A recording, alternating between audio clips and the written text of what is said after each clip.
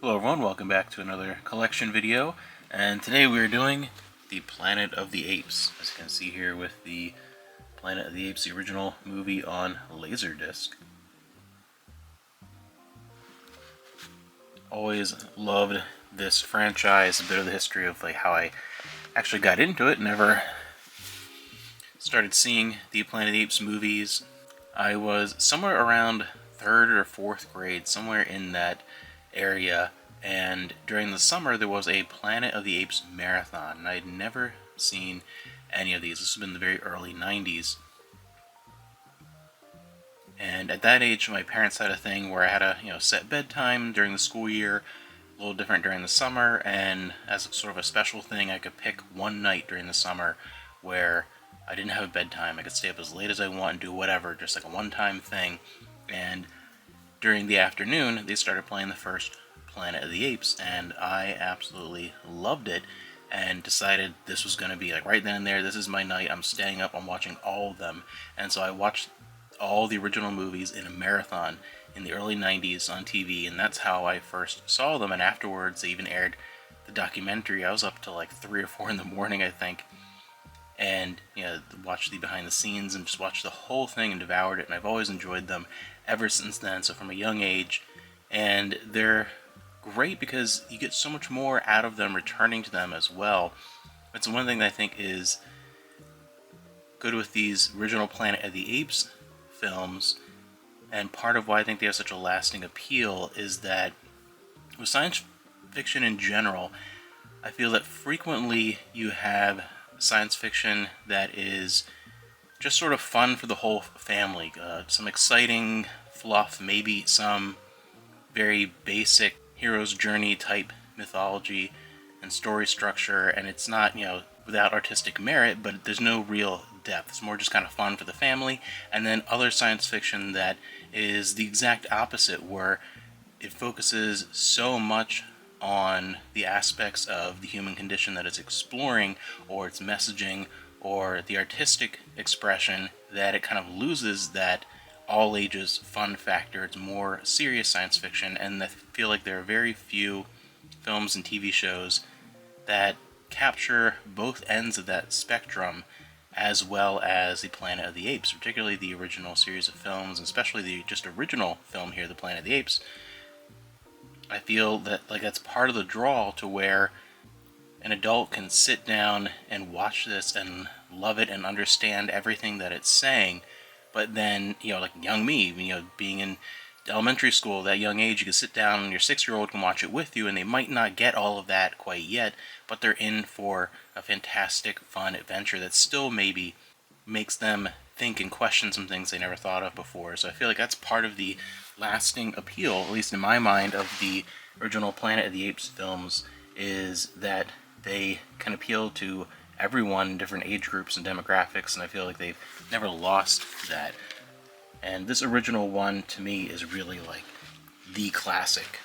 As much as I enjoy the entire franchise, this is just the one, maybe because I saw it first, and maybe I still think it's probably the best, but something about it, to me, this is the most timeless, and I love having this Laserdisc edition. That's why I wanted to grab these. They're available multiple times on Laserdisc, a bunch of different releases of all the original Planet of the Apes films, and there's even a really nice Japanese, box set. So the Planet of the Apes got great treatment on that format. Then moving on to DVD, I, as a kid, then eventually got a VHS box set that had very similar, artwork and very similar contents to this legacy collection of all the original films. And when it came to DVD, replaced it with this. And part of what I like about these is digging into all the special features, because these are movies that I do go back to, and when they're movies that you like to go back to decade after decade, you want to dig into a little bit more, and that's why I like the special features. Beneath the Planet Apes was always like a weird one to me, and the behind the scenes to this one are, I think, some of the most fascinating behind the scenes. But it's always sort of like a weird one, even as a kid, I wasn't sure quite where they were going to go with the Planet of the Apes, and then the surprise Escape from the Planet of the Apes. This has always been, I think this is still my second favorite of all the movies, because they went with a time travel story in a direction that I was not expecting, and it is outright hilarious. It's by far the funniest Planet of the Apes film, and then at the same time, it is one of the most dramatic. Like, it somehow finds that balance, and I think this might be the saddest ending to any of the original Planet of the Apes films. Like, the original is obviously the most meaningful and iconic, but once you get through these three and get to the end of three, it is really just, especially as a kid watching it for the first time, I was shocked that they went that direction at the end, and as an adult I love it even more, and I get so much meaning out of those, and leading into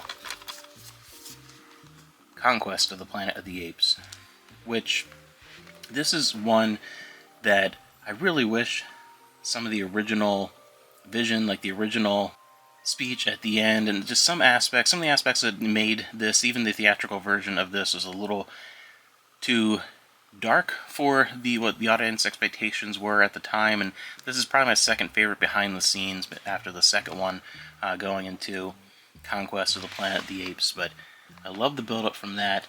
And then the one that was always a little disappointing to me was Battle for the Planet of the Apes. I remember even watching it for the first time as a kid, it felt like the story it was trying to tell just did not have the accompanying budget to tell it the way they wanted to, and it felt very almost TV movie in a way, and it's always had that feel for me, Battle of the Planet of the Apes. So this has always been, not one of my favorites. And then one of my favorite discs, we have the Behind the Scenes of the Planet of the Apes, hosted by Roddy McDowall, and this is what they played after the big marathon. And I credit this as being one of the first behind-the-scenes documentaries that I ever saw, and really saw the depth of the story of the creation. And I think this is probably the thing that got me into really wanting to explore how movies are made instead of just watching them. I really think why this holds a special place in my heart, this behind the scenes, and I've watched it many times over the years, is because this is really the thing that got me to not even just understand, but even think about how movies were made. Being so young, never even really thinking about how the movie's made, just enjoying the experience and the emotions and the storytelling. And this is really a thing that led me to want to explore those types of things and get into, a decade or so later, the behind the scenes of Lord of the Rings and all that deep dive stuff. This is really the one, and it's really very well made. Gets into the making of all the films, as well as the releases of all the films and the history of the entire franchise up until the point where this was filmed. So this is definitely, if you've not seen this, I think this is wonderful, and I just highly suggest checking this out if you're a fan of the original Planet of the Apes films, if you've never seen this particular behind-the-scenes documentary. And then on Blu-ray, we have basically the Blu-ray edition of this is the Planet of the Apes Legacy Collection. It's since been re-released on 4K with, I think it includes all the newer films as well. There's a different one, but grab this, and this was, just wanted to have a copy of those original films on Blu-ray, and this was great. Just cheap, doesn't take up a lot of shelf space, and they're really good quality, so I was very happy with this collection when it came out.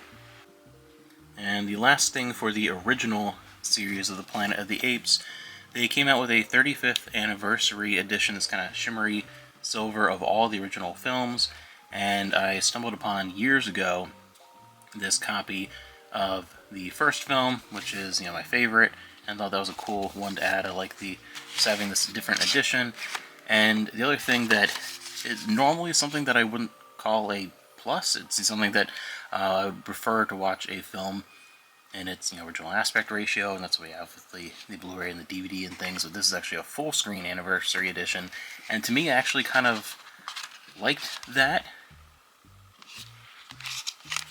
because this was more of a, my go-to watch copy might be one of the other ones here, even like the Laserdisc or the Blu-ray, usually those are the two, and this was more of a kind of a cool collector's trip down memory lane, because that's how I originally saw it, late night on TV on like the little CRT and things like that. And this is the if I pop in the Blu-ray, I'm watching that up on the projector or the Laserdisc, and then sometimes I might pop in this version if I'm watching it on like an older CRT.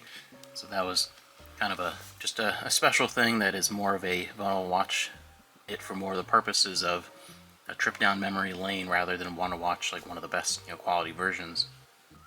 And one of the other Planet of the Apes things I watched as a kid was the TV series, reruns of that obviously in the 90s, but that was one that I was into as a kid. Like, I thought it was fun, but it's not something I'd ever revisit. And that's one of the things with collections, is that I don't keep things or even like get things that I'm not going to rewatch. So there are some Planet of the Apes related stuff that I have seen over the many years that just isn't something that I have an attachment to that I'd revisit. But I know a lot of people that watch that, especially as kids of it when it originally aired, are big fans of the short-lived TV series. Then we get into the first Planet of the Apes movie that I was old enough to see in theaters. The rather odd Tim Burton's Planet of the Apes with Mark Wahlberg. This was interesting. It's one of those movies that I come back to every once in a while. I've probably, over the years, seen this maybe 3 or 4 times, aside from when it was originally in the theaters. Lots of this is a 2-disc edition with a bunch of documentaries and behind-the-scenes stuff, so really fun to explore. And it's an odd one, because even seeing it in theaters, I've never super loved it, but I've never really disliked it. I've always been just kind of in the middle, because there's a lot that I like where it's going, what it's trying to do. It's trying to make the apes feel more ape-like and be a little more distinct in how they act, but sometimes it comes across as too cartoonish, and trying to do something a little different with the original movie story.